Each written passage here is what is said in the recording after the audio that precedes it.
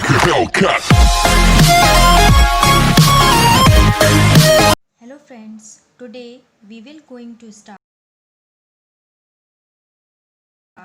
Class 9 का chapter 2 पॉलीनॉमियल्स। तो आज हम पढ़ेंगे क्लास 9 का चैप्टर 2 और चैप्टर 2 है हमारा पॉलीनॉमियल्स। तो पॉलीनॉमियल्स को समझने के पहले 3 टर्म्स हैं जिनको समझना बहुत ज़रूरी है।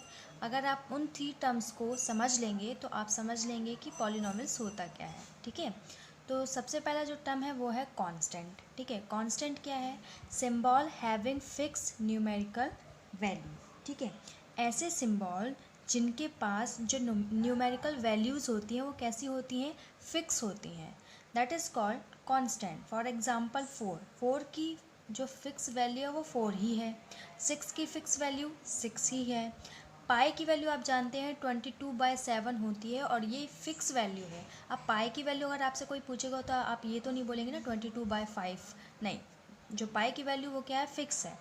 तो अगर किसी भी सिंबल की जो वैल्यू है, न्यूमेरिकल वैल्यू, वो फिक्स होती है, वो कहलाती हैं कांस्टेंट। ठीक है, नेक्स्ट आता है आपका वेरिएबल। नेक्स्ट टर्म जो है हमारा वो है वेरिएबल।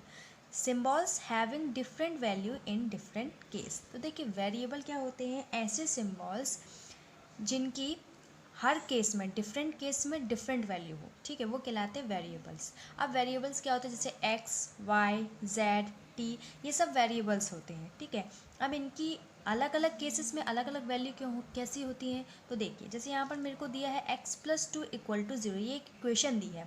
तो मैंने x की वैल्यू क्या निकाली? -2। और अगर मेरे को ऐसे ही दूसरी इक्वेशन दी हो 3x = 4 दिया है और मैंने लिख दिया x = 4/3। तो देखिए वेरिएबल्स क्या है? एक्स है इसमें।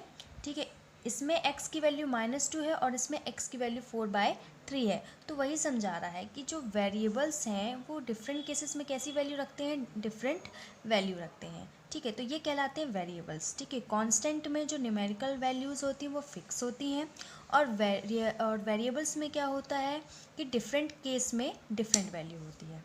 अब थर्ड जो हमारा टॉपिक है, जो थर्ड टर्म है पॉलिनॉमियल्स के जो अंदर आते हैं, वो है अलजेब्रिक एक्सप्रेशन। तो अलजेब्रिक एक्सप्रेशन क्या होता है? It is combination of constant and variables connected by plus, minus, division और मल्टीप्लिकेशन। तो जो अलजेब्रिक एक्सप्रेशन होता है वो कॉम्बिनेशन होता है कांस्टेंट और वेरिएबल का, जो कनेक्ट होता है प्लस के थ्रू, माइनस के थ्रू, डिवीज़न के थ्रू या मल्टीप्लिकेशन के थ्रू। फॉर एग्जांपल जैसे मैंने इक्वेशन लिखी 5 और x, ठीक है, और इनको मैंने इनके बीच में मैंने क्या कर दिया? प्लस लगा दिया। तो ये अलजेब्रिक एक्सप्रेशन है, क्योंकि देखिए 5 क्या हो गया? कांस्टेंट, x क्या हो गया? वेरिएबल, और प्लस क्या हो गया? Algebraic expression. यानी कि ये क्या करता है? कनेक्ट करता है कांस्टेंट और वेरिएबल को। नेक्स्ट यहाँ पर दिया हुआ है 2x² + 3x + 1, ये भी अलजेब्रिक एक्सप्रेशन है, बिकॉज 2 कांस्टेंट है, 3 कांस्टेंट है, x क्या है? वेरिएबल, 1 कांस्टेंट है। ठीक है, तो 2 और x के बीच में क्या है? मल्टीप्लिकेशन का साइन है। 3 और x के बीच में क्या है? मल्टीप्लिकेशन। ठीक है, तो ये क्या है?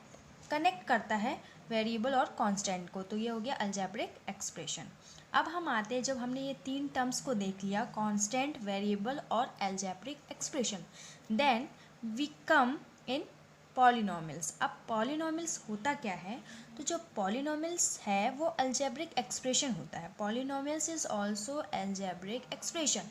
पॉलिनॉमियल जो है वो क्या है? अलजेब्रिक एक्सप्रेशन है with non negative integral power of variable. देखिए जो पॉलिनॉमियल है वो अलजेब्रिक एक्सप्रेशन ही है, लेकिन उसमें पॉलिनॉमियल्स में क्या होना चाहिए कि उसकी जो वेरिएबल की जो पावर है वो माइनस में नहीं होनी चाहिए। ठीक है, जैसे यहाँ पर एक इक्वेशन दी है 4x⁻² + 3x + 1। ये अलजेब्रिक एक्सप्रेशन तो है पर पॉलिनॉमियल्स नहीं है, क्योंकि इसमें वेरिएबल की पावर में माइनस लगा है। और इसमें पॉलिनॉमियल्स में क्या कंडीशन बताई है कि जो वेरिएबल है उसकी पावर में नेगेटिव साइन नहीं होना चाहिए। If we write equation in this way, यदि हम इस इक्वेशन को इस वे में लिखें कि इसकी जो पावर है वेरिएबल की वो माइनस में नहीं है, तो ये क्या कहलाएगा? सो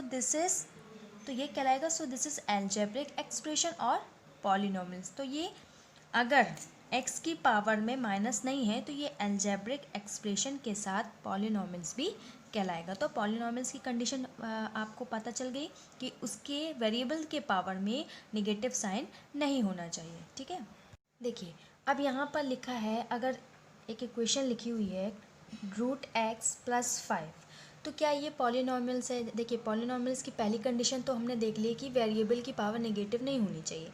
अब अगर पॉलिनॉमियल की इक्वेशन में जो वेरिएबल है अगर वो रूट में है तो क्या वो पॉलिनॉमियल होगा? तो देखिए पॉलिनॉमियल की जो सेकंड कंडीशन है वो ये है कि जो पॉलिनॉमियल इक्वेशन में जो वेरिएबल्स होते हैं उनकी जो पावर होनी चाहिए वो इंटीजर होनी चाहिए।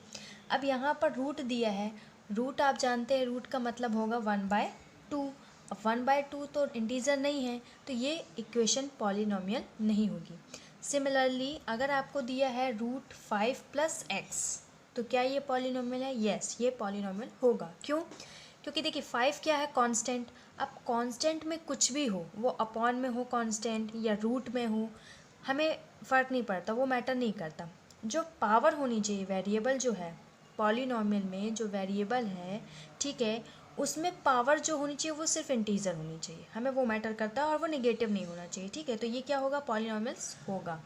ठीक है, उसके बाद जैसे आपको अनदर एग्जांपल दे दिया, क्या 3/x²। ठीक है, x की पावर क्या दी है? 2 + 9।